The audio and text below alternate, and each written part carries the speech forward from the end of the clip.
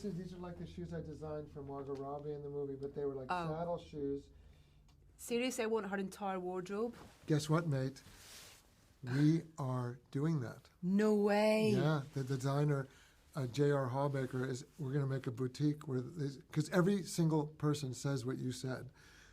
Like the when they're walking across the road to Dylan Beck's house, and she's kind of almost like a cowboy with a hat, and she's absolutely owning that, and she's falling over. It's so good. I love it all. I think you should just roll on everything.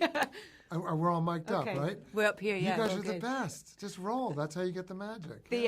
My suit for the premiere tonight, totally inspired by Margot's wardrobe in the film.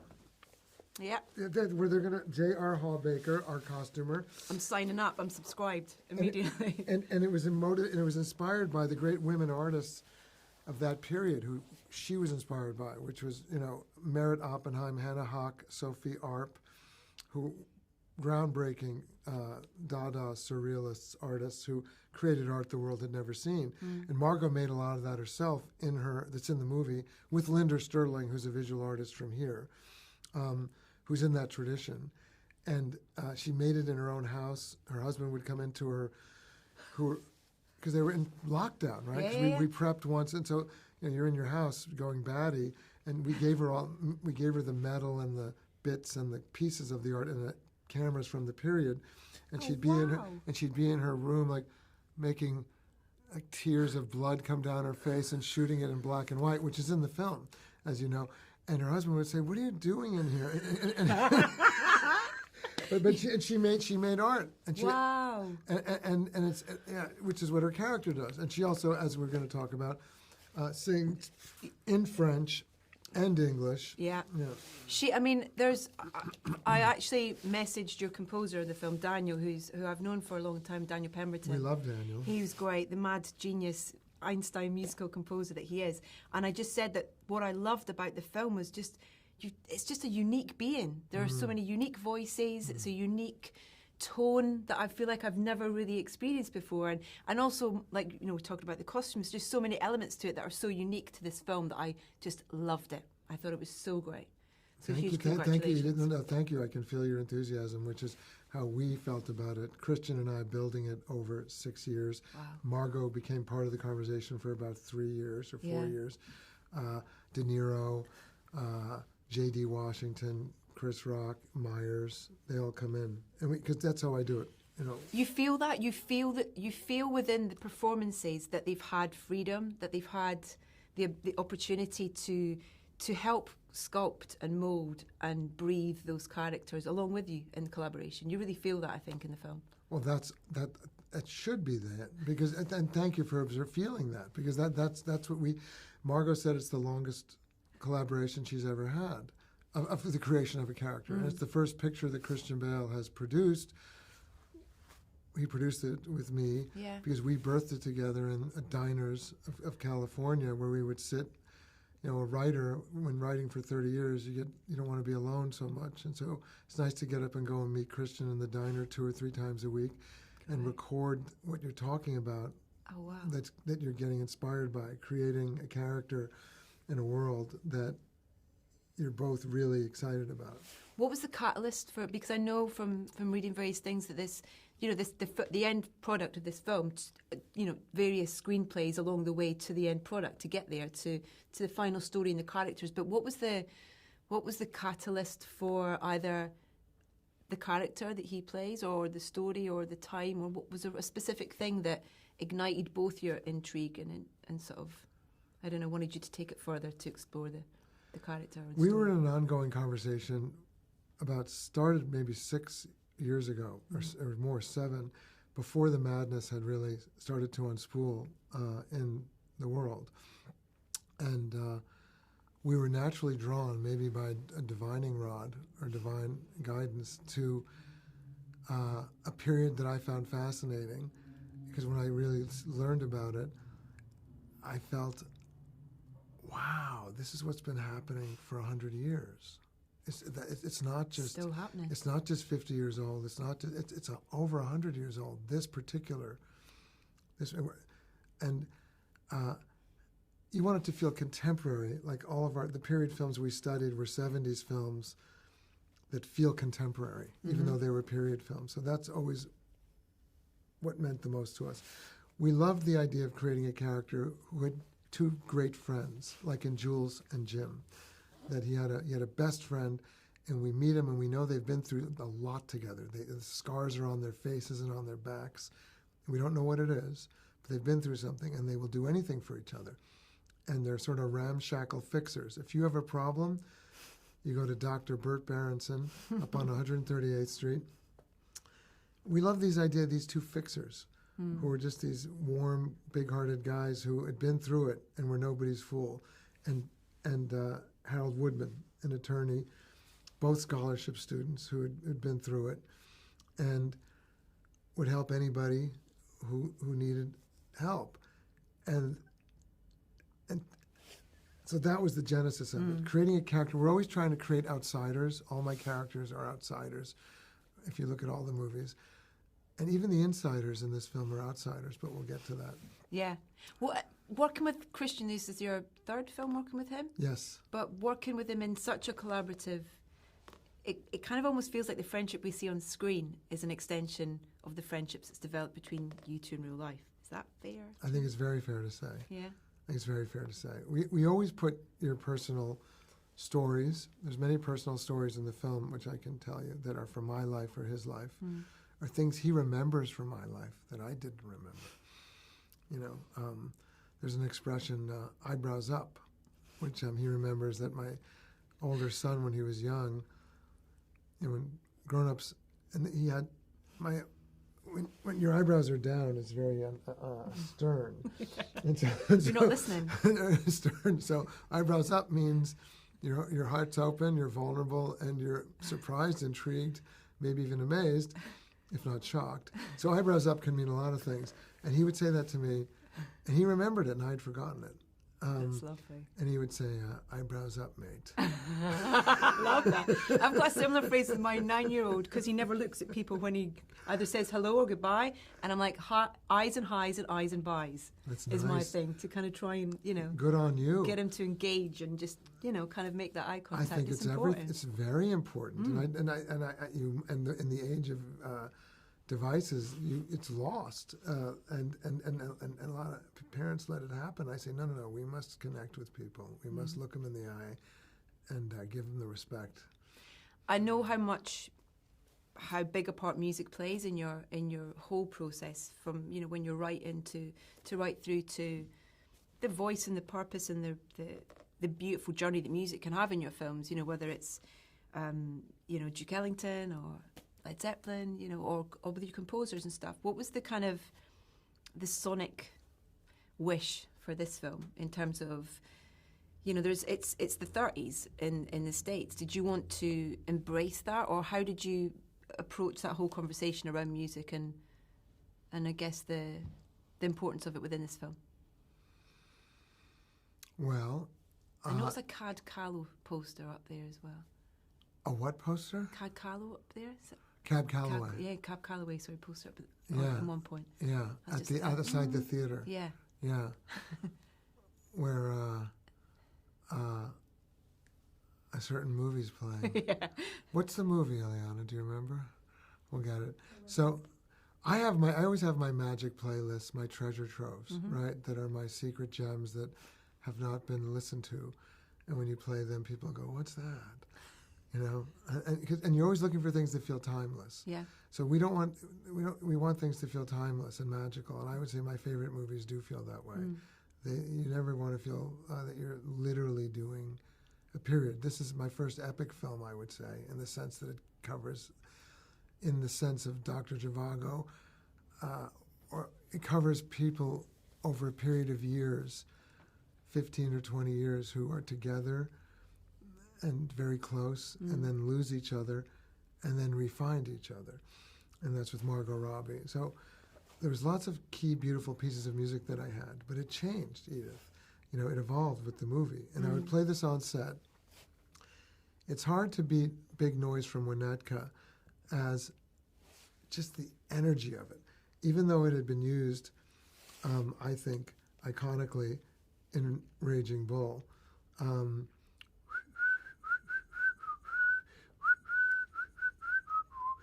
Play that when De Niro was around? Well, we would play the part that was not in Raging Bull. Okay. So which there's a whole, that's such a big, beautiful piece of music that has almost the gusto and oomph almost of a punk rhythm section. I mean, they're just way ahead of their times in that piece of music. So it's got many pieces to it, not just the piece that was used in Raging Bull. So we would play it, and you'd instantly feel the energy on the set elevate when you wanted that energy and immerse people. We also made discoveries as we went along. And there are other pieces of music that we loved that made the whole journey.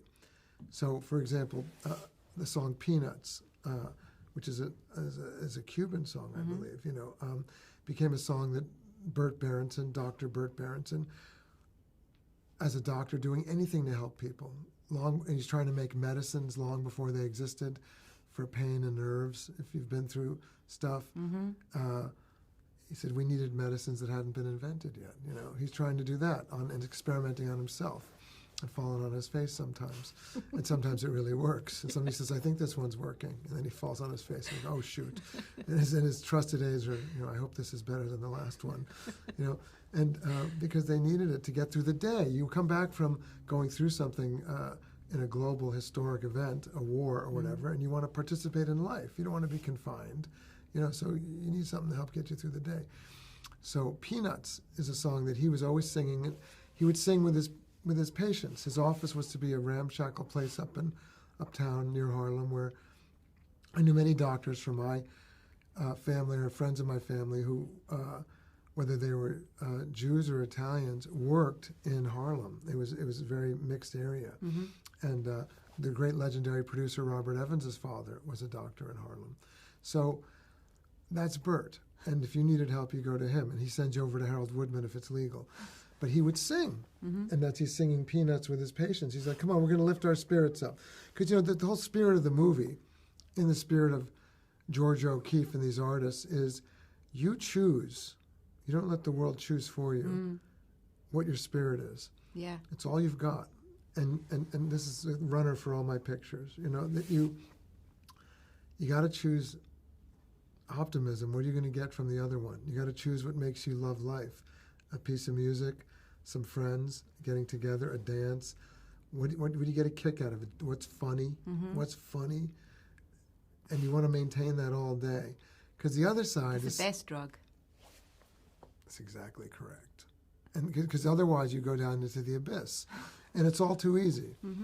And Jack Nicholson once asked many years ago if you had any life advice to give, what would it be? He said, I'd say, what's he going to say to this man who's had an epic mosaic of a life that has been often messy, but wonderful and inspiring and artistic.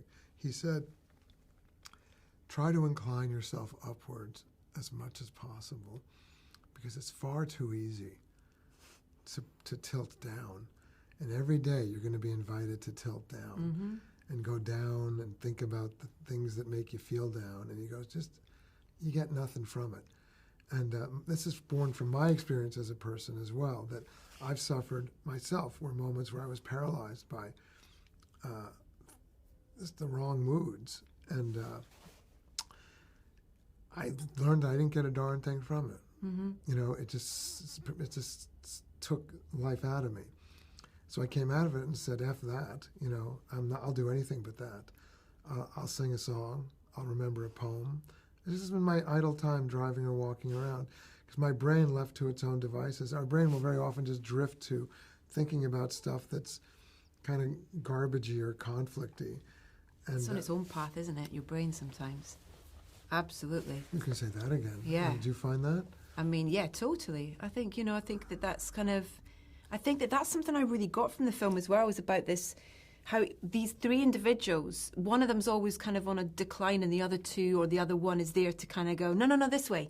Exactly. Don't go that way, we want to go this way, whether it's the nonsense song or, all that kind of stuff. They're just these beautiful moments, whether it's the two of them or the three of them, that it's almost instinctive, those friendships, to kind of, no, not that way, this way. Well, it's the friendships I think you want to have. Yeah. And you hopefully find, or you're wishing to find. You know, the people who have your back no matter what. People you can always call up and say, I need to spend time with you. You know, and I find when music does that though as well. That you, no, precisely. You can have a piece of like, you can, you know, I'm sure you have as well, but there are pieces of music that if I need a moment, I'll go in the car and I'll blast it out and I'll literally lose a lung from singing it so loud. And I come back and you feel euphoric. You feel, oh, that's okay, that's all dealt with now. Music has this physical ability, and that's what I love about the way that you use it in your films as well, and that your characters embrace it in a way. You know, I mean, I was listening back to one of our previous conversations, and we were talking about the Jennifer Lawrence in American Hustle with the Marigolds and the Live and Let Die, and just about how that's her moment to release and just get everything out. And that was an amazing example for me of kind of just that marriage of music and emotion and narrative and character and all those things that need to come together in synergy in filmmaking, I think. I think you've said it perfectly. I call it the holy trifecta. The holy what? Holy trifecta. That's great. You know, the holy trifecta is emotion, character, and music, with story in there as sort of the rhythm section. You know, and so that you feel that you're breathing the moment with them. You know, you want to feel, and music does that for you. And in my favorite movies, I'm breathing those moments. It's all coming in at the same time, all those levels, right? It's like being with people when you've had a moment where music is doing that. And what you've said about going into a car and singing is exactly perfectly said. I sometimes say, wow, you know, some famous rock stars have partners who say sometimes they've said in their autobiographies, you know, Springsteen, for example, his wife will sometimes say, oh, we're at this place again. You're off tour, and it's a big come down, and it's time. It takes. He says it in the biography.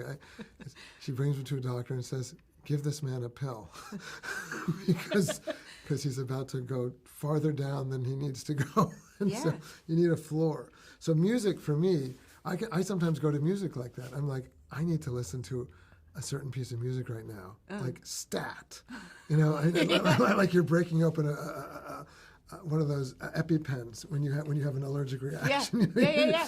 I need it to save myself right now, and the music will do that for me. And so many pieces of music will do that for me. There's nothing like it. I could name a few off the top of my head, but we can go back to. Should we go back to the picture? Yeah, I want to talk about the Peanuts song. Is that for Bert? But you go ahead. You lead. No. But the nonsense, the idea of the nonsense song. It's such a beautiful thing. And it's a thing I think as well that I kind of came away from the film, I've got to do that with my kids. Or I think it's a simple little thing within your film that one of the many things you could take away from it. Is that something that came from you and Christian in terms of that idea of that? Yes. Just being with kids, you love the freedom, Christian does as well, of when you suddenly go down to that place where you're just making animal sounds, you know, and you're crawling around making animal sounds. And, you know, we were always looking for moments when that could happen, you know, and the nonsense song, again, these people are facing horror. Yeah. You know, they're facing blood and metal being blown into their bodies as a part of their story. And the question is, how do you pick yourself back up from that? And that's a madness that can never be explained. The world is full of madness. If you let it, and it will become your madness if you let it. Yeah. Unless you say, "Oh, I'm going to make my own happy madness." I'm going to sing my madness. Yeah, I'm going to. And so, and this was born of that time. They'd put just random words. It's like let the unconscious speak. Put random words in a hat, pull them out, let the unconscious make up. And then you make up a melody that starts to find itself, and then it starts to find harmonies. And the words are in French, mouchoir, pamplemousse, la soleil rouge, you know. So good. And then they start singing, and then they start harmonizing it. And this is their bond, that they did that together, and they understood each other with that. And I also like that it's their calling card to the De Niro character, who they eventually need to help save them. Yeah. He says, "I remember you, but I've met thousands of people," because he's based on it. There's a lot of true history in the picture. I know, that's that little clip at the end where you see the, you know, De Niro's character, then you see the real footage, and it does kind of take your breath away, and you go, oh my God, because you have that, that sort of statement at the start, about some of the things in this film were true. And it's kind of, you're like, whoa, how did you find that?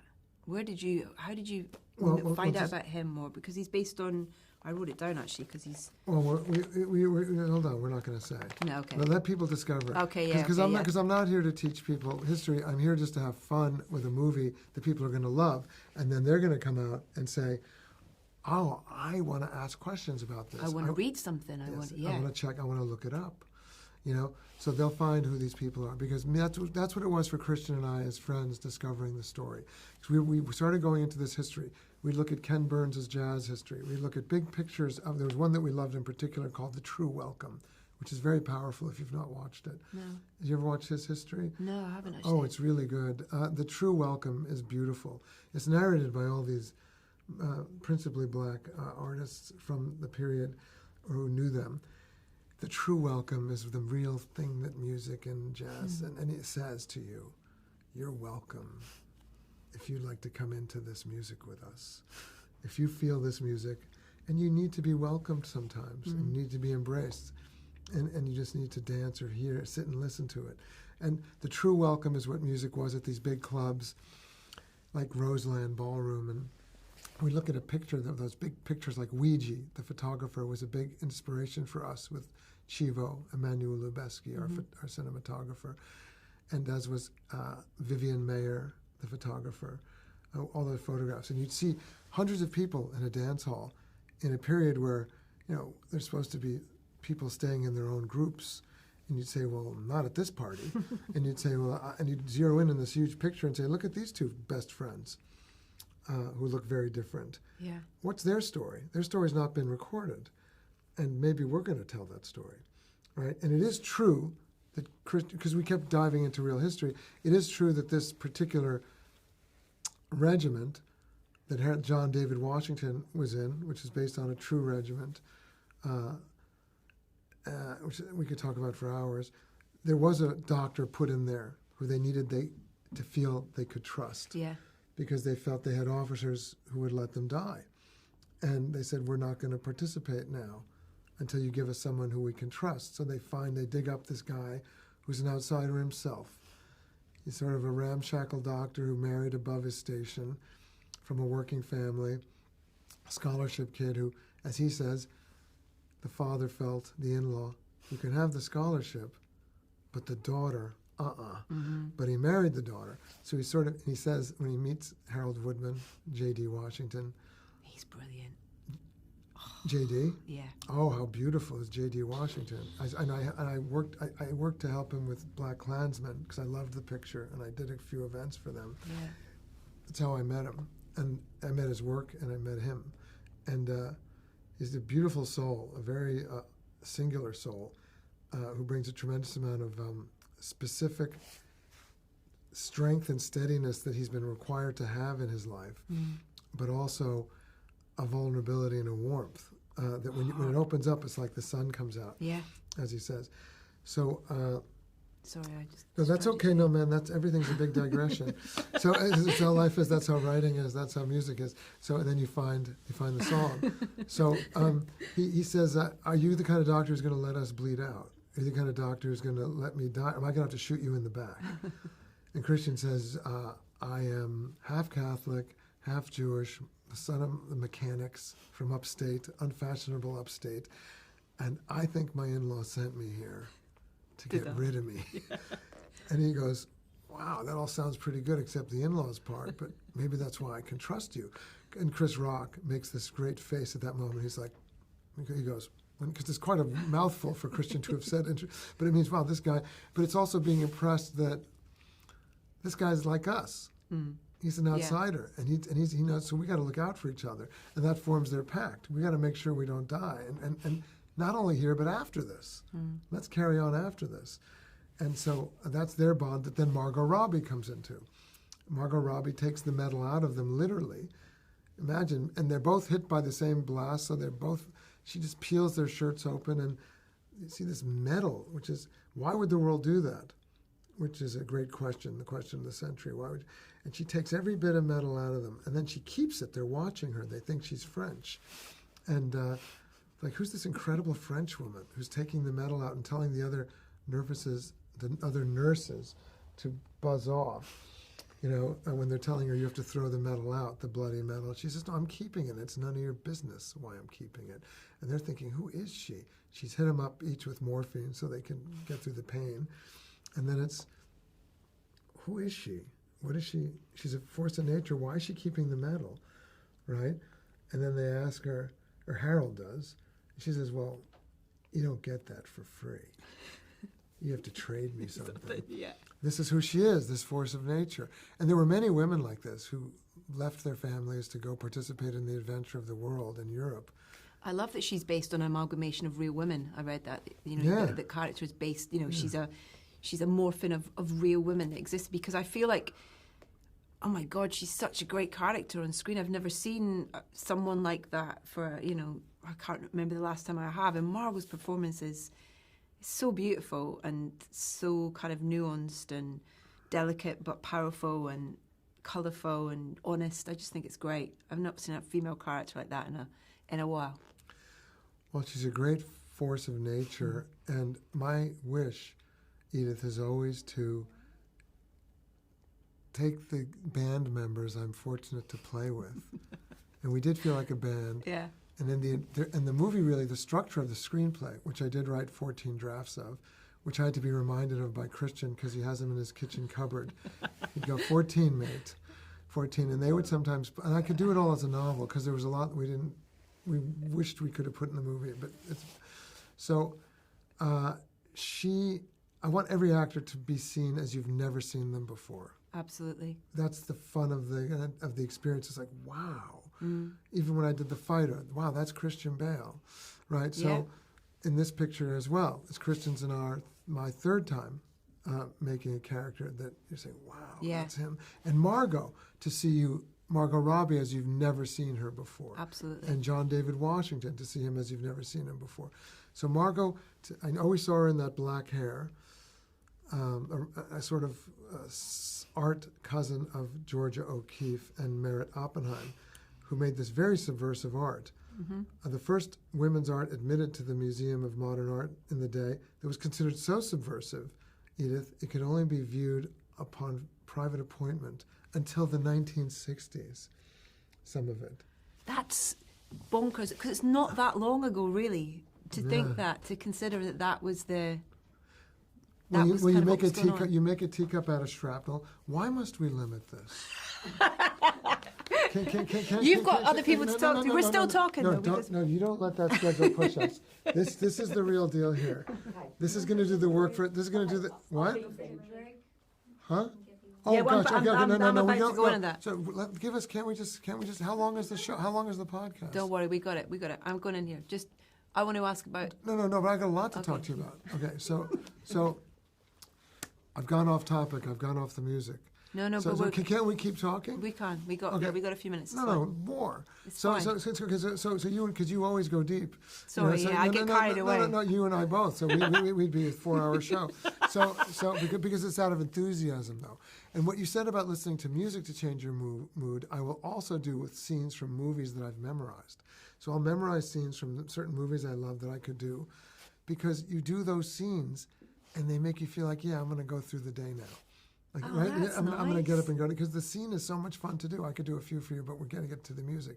So Margot, as you've never seen her, the Nonsense song in French, Yeah.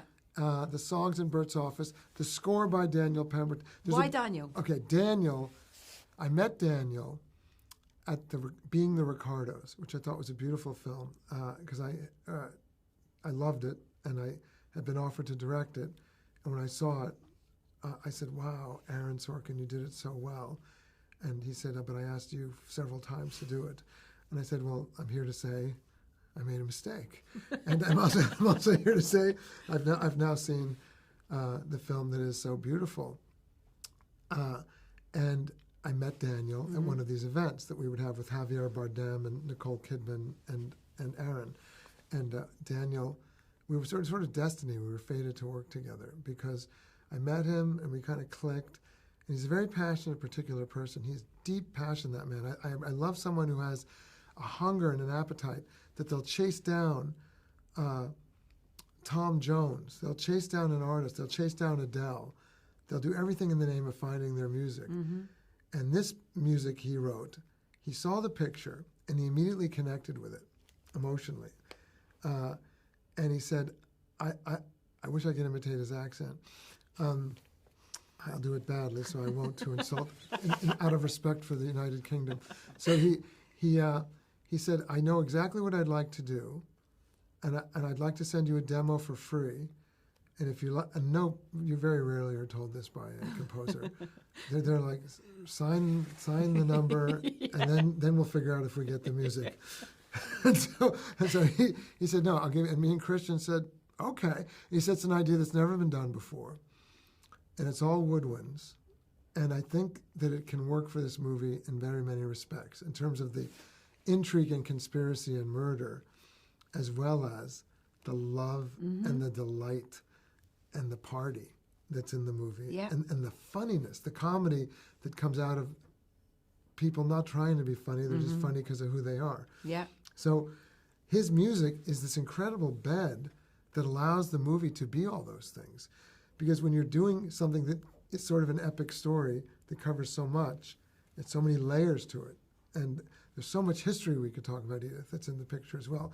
There's so many layers to the story that the music gives you the propulsive ride with these, and I'd never heard a score like this. Yeah. And Christian and I said, wow, it's actually, we put it up with the picture with Jay Cassidy, our remarkable editor, who makes the film as much as Chivo does in post, as much as the designers do, Judy Becker, J.R. Hawbaker, our costumer,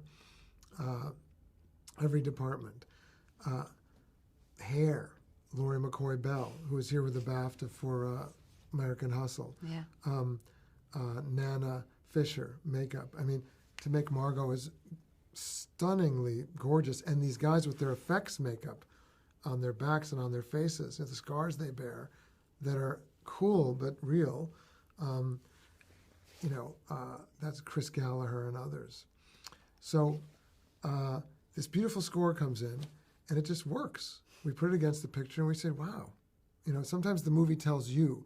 The movie tells you what it needs. And you put things in the movie, and the movie will spit it out. Like a creature will go, no. You say, but I thought this was good. The movie says, I said, no. And so the movie, at a certain point, takes on a life of its own as a creature and starts telling you what it wants. Yeah. And what it's going to be. And the movie said yes to Pemberton's unique idea. And from that demo then that he sent you, is it a kind of constant conversation about where you need music? Because where you don't need music is as important as where you do need music, in terms of letting whatever's on screen breathe and have its time and its tone and its feeling and an emotion. Is that a constant thing in terms of that demo that he sent you to what we end up, and also that incredible end piece of music at the closing credits with Drake and, is it Giveon? That's kind of like stops you in your tracks as well, and you're like, oh wow, and it just works so, it's like an extension of how you felt in the film. I can't say it any better than you did.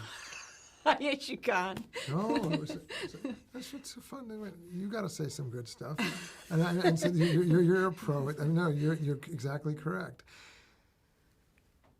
You do have to pick it's a long conversation and process. Yeah. Where you're going back and forth about how do we. It's like any art, Sometimes a song comes out just boom, perfect, and sometimes you have to keep working on it and crafting it like a painting. And so that is true. We had to figure out where did the music belong, where didn't it belong, where was it wrong, where do we want it more propulsive and more energetic, where did we want it to be more heavy, And that was a long conversation and a collaborative conversation with Daniel, who came to Los Angeles a couple times, has this incredible music editor, Robin Bainton. What a collaborator of a music editor. He was with us all the way through the final mix. And a wonderful guy who's able to do the bidding of his composer, but also be the intermediary with us and make it a happy marriage. And he was tireless in his happy attitude about doing that. because you can be partisan and make it a drag, but he made it a dream. So that process, and yes, Drake coming in. Drake's a producer on the picture because he grew up with Matthew Budman, our producer. They grew up together in Toronto from very young age. And so Drake, we did all pre-production and meetings in Drake's office in West Hollywood. And we were hoping the whole time that he was going to make some music for us.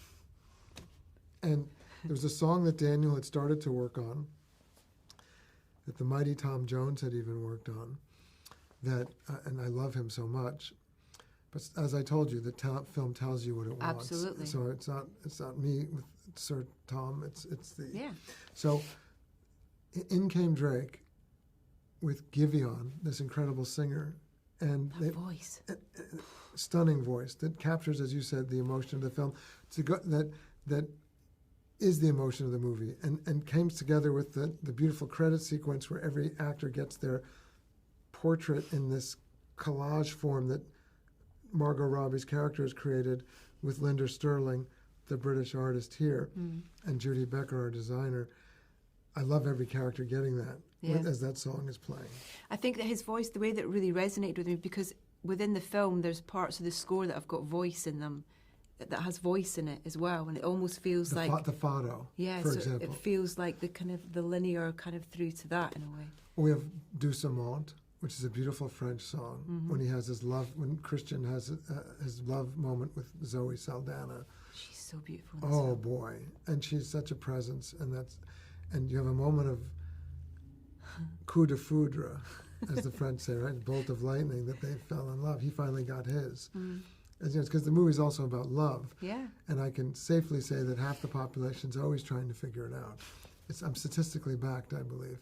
So, Christian's that character for me, who's always trying to figure out, how is it eluding me? What am I missing? Yeah. My marriage is somehow a strange marriage that we're missing each other as much as we're wanting each other. It's not connecting. Yeah. And when he connects with Zoe Saldana, it clicks. Andrea Riseborough, the glorious Andrea Riseborough, who we all knew was going to be an incredible soloist and harmonist in our band. Because as you unfold the layers of the movie, which are layers of Valerie Vose's identity, Margot's identity, we didn't know she knew intelligence spies, Mike Myers and Mike Shannon, who of course are birders. I want a spin-off film. Exactly, I agree with you. Those guys, every time you're with those guys, and it suggests she belongs to this very large world. Oh, this family she belongs to with Rami Malek and Anya Taylor-Joy. We didn't know this about her either. And these guys are a whole other world. And then you eventually get to, where was I headed with this? There was another world they were headed towards. Every layer of the world they unfold. And was it music we were talking about? We were talking about kind of how things have... the songs. So Doucement, Zoe Saldana. That's another world in Bert's office, his uptown office, right, where suddenly this moment happens and there are no words except for the singer, this French singer, which is just so amazing. It's from an old period. It's an amazing song. And you have fado, the music of the ports of the world. The Portuguese is like a port music of dock workers. Yeah. And that plays, that was a very big inspiration for us when we were shooting some of these scenes, because it has such a soulful, particular sound. And this does dovetail with the singing of the characters, Christian Bale, Margot Robbie, John David Washington in French or English, and Drake's composition with Pemberton and the singer Giveon. You're right, it all flows together. Yeah. Last thing before we get... I've just gone over by 10 minutes. Okay, I'm sorry. So sorry. One quick sec. One last thing, sorry. What does that mean? One last thing. What does that mean? What did she say? Two things that you mentioned that make me think of this even more. You mentioned Jack Nicholson earlier, and you also mentioned about films that were kind of like period but telling contemporary stories. Chinatown. Yes. Is that an important reference to this film? Yeah. I would say we were inspired by The Sting and Chinatown. And both those films are, in some way, consummate 70s movies, which always inspire me. Yeah. But they're also, and they're period pictures, but they don't feel like period pictures. Absolutely. They feel very immediate and alive. And it took people, and I saw that as a teenager, Chinatown, and I was in love with it. And people said to me, 10 years later, someone older said, that's about water and the creation of Los Angeles. I said, what? And I said, how did I miss that? And then I went back and I said, well, then what was it that I loved about Chinatown? How did I connect with it? And it was the attitude and personality of Jack Nicholson and Faye Dunaway. Yeah. Their characters were ferociously fun and funny, yet nobody's fool, independent, very independent, Mm-hmm. had gone through some tough times. You could feel the sadness in them Mm-hmm. that they were trying to stay away from, and you could feel that they would face anything in an independent way, which is also a weakness because you might get your ass handed to you. And that's why that picture becomes a tragedy. Our picture teeters on the edge of that, but is ultimately a victory. At the same time, it's telling you shocking true history that nobody knows. It's a great thing for a filmmaker to have history that people don't know. Yeah. And it's like a plutonium that you're like, this is mind blowing, and we're going to back into it. Imagine backing into it. That's how it's lived, isn't it? You don't know. You don't know what's coming. You don't know. And then all of a sudden you're in this personal situation. You turn around and you say, oh my God, what's this? What's this vast, insane situation we're in that the world, so. Just reacting to it. Yeah. And responding to it. Listen, I'm going to get my ass sort of, kind of delivered to me in a What does second that if mean? I What don't does she wrap mean it 10 up. minutes? Oh, because you got to go somewhere No, else? I'm hosting your premiere tonight, but you've Love got to... I'm hurts. sorry. Love hurts. That's a Margot Robbie line. She says, I wish I didn't know what he said. I stopped recording you, mate. She says, I wish. Sorry. She says, I wish I didn't know what it was because it hurts too much. Remember when she says that? Yeah. See, all Thank you. all interviews should be this.